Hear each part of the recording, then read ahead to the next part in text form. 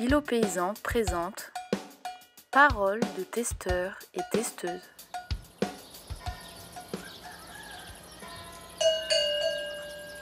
Nous, on a dit super, on va faire du maraîchage sur 1 hectare. Et comme pendant le BPRE1, on nous avait présenté les espaces tests, on a dit mais c'est ça qu'il nous faut. On vient pas de l'agricole, on veut se tester quoi.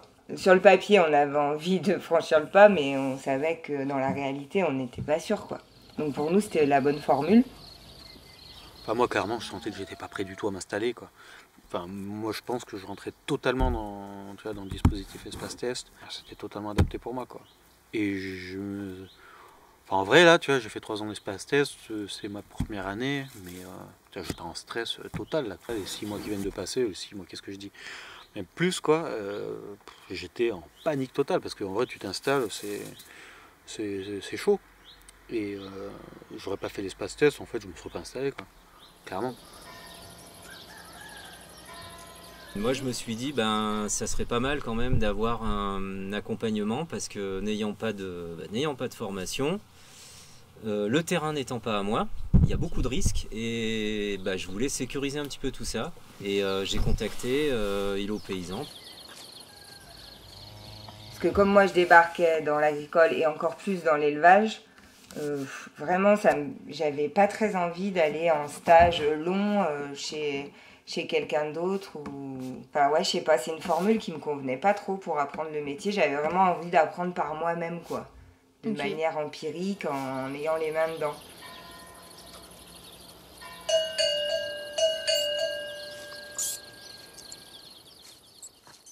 À mon avis, le technique, on le voit toujours ailleurs. On l'a vu pendant des stages, on l'a vu à plein d'endroits, en woofing, en connaissance, dans les salons, en échangeant avec le réseau technique. La partie commercialisation, en fait, on la voit quasiment jamais, à moins d'y s'y consacrer vraiment. Et je pense que c'est vraiment un des aspects que un espace test peut apporter. Et au niveau commercial, l'espace test m'avait permis justement de changer un peu mon fusil d'épaule en pas tout misant sur le demi-gros et sur Ovabio. Voilà, donc ça m'a évité de faire une bêtise en m'installant avec cette idée-là en tête. Moi j'ai trouvé ça bien, notamment tout ce qui était points individuels et rencontres collectives, enfin tout en fait, les rencontres collectives pour voir les autres testeurs et pour échanger. Peut-être pas assez souvent, mais en même temps, chacun a des emplois du temps compliqués, donc ça aurait peut-être été compliqué de faire plus. Moi j'avais beaucoup de problèmes à me dire, en fait, je gagne pas ma vie, il n'y a pas assez de légumes, ça marche pas entre guillemets. Mais en comparant en termes de production par exemple en euros par mètre carré par rapport à des collègues qui étaient en test aussi, en fait j'étais plutôt dans la moyenne haute en termes de rendement en mètre carré. Il y a un côté qui peut être un peu rassurant aussi de dire oui en fait tout le monde souffre de la sécheresse, oui en fait c'est dur pour tout le monde donc c'est normal. Et tout ce qui était points individuels, j'ai trouvé ça bien pour voir où on va quoi. Tu vois, la couveuse, ça m'a permis de dégrossir toutes ces notions de gestion compta où clairement j'étais une bille en arrivant à la formation, pas dans le PPP, la formation 21h et compagnie. Mais au moins, j'avais compris les bases grâce à la couveuse.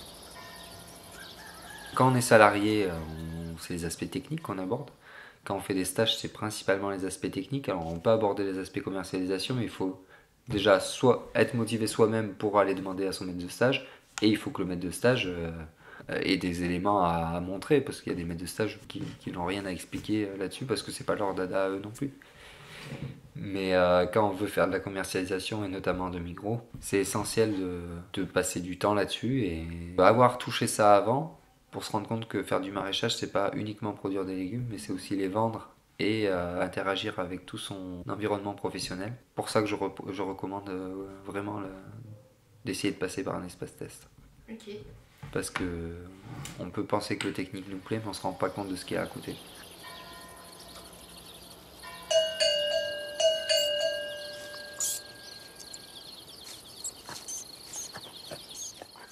Pour moi, la BD, il est où le patron c'est vraiment ça. Et c'est vraiment ce que tu vis en tant que femme quand tu t'installes en agriculture, quoi. Enfin, je le vis tout le temps, le gars qui vient représentant de céréales ou d'autres choses ou de matériel et qui demande il est où le chef Ça, c'est clair. Alors, moi, je suis installée en tant que chef d'exploitation et Johan est conjoint collaborateur. Ok. Ce qui est pas la majorité des installations. Et ça évolue, je pense que ça change. Il y a peut-être plus de femmes maintenant qu'avant qui sont chefs d'exploitation. Mais ça reste quand même un milieu d'hommes où on ne se sent pas toujours légitime. Moi, je pense que le test, ça m'a permis de me dire, je vais essayer une activité sans aller dans une ferme où on va me dire quoi faire et où ce sera certainement des mecs qui vont me dire quoi faire, quoi.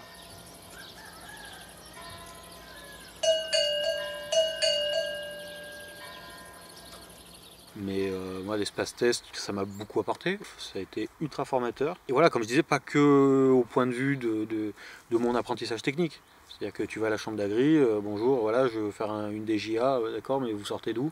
Ben, j'ai un BTS de production horticole, ah c'est bien. J'ai 3 ans d'espace test, j'ai fait ça. Ah, d'accord, ok, c'est cool. Ça sert, quoi.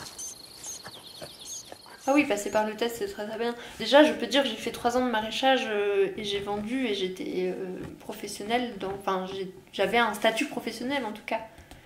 Donc évidemment, quand je vais voir une commune, une mairie, et que je leur dis que j'ai fait 3 ans de maraîchage, surtout quand je suis une femme et qu'ils n'ont pas trop confiance en mes capacités physiques, ben, c'est un argument de poids.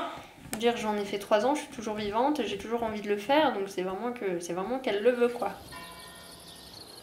On a répondu à l'appel à candidature SAFER. Je pense que là, oui, d'avoir fait un test avant, ça a clairement joué en notre faveur. Moi, j'avais du coup de l'expérience, pas que technique.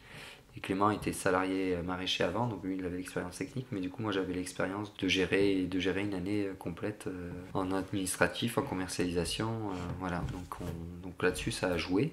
Notamment auprès des autres syndicats agricoles. On a fait beaucoup de lobbying pour gagner cet appel à candidature. Et quand j'ai discuté avec d'autres personnes lors de ce lobbying, que ce soit des élus civiques ou des élus agricoles, le fait de mentionner que j'étais un espace test, ça les a déjà beaucoup intéressés parce que les gens ne connaissent pas. Et la plupart ont trouvé ça très bien comme principe. Et en plus, ça a certainement joué en notre faveur. Puis aussi parce que tu vas à des marchés des agris ou des mairies ou qui que ce soit qui a du terrain pour t'installer. Tu as fait 3 ans d'espace test, tu sais, ça t'apporte un peu de crédibilité. Tu vas à la banque demander un prêt parce que tu as besoin de t'acheter du matos. Tu as fait 3 ans d'espace test, tu peux sortir toute ta compta et des 3 ans qui viennent de passer, ben, ça pèse aussi, quoi.